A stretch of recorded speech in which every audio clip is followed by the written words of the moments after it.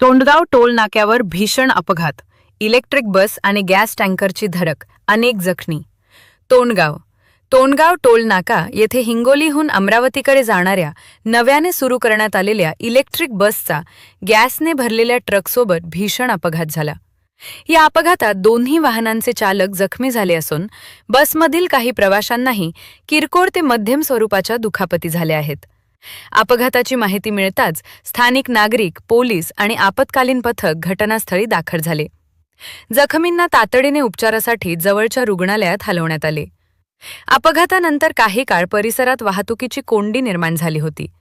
सुदैवाने या अपघातात कोणतीही जीवितहानी झालेली नसून सर्व जखमींवर उपचार सुरू आहेत. गॅसने भरलेल्या ट्रकचा समावेश असल्यानं प्रशासनानं तातडीनं खबरदारीची उपाययोजना केली आणि संभाव्य धोका टाळला.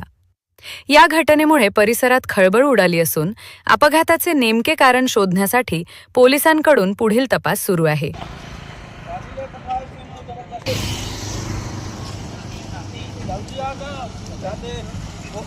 रोड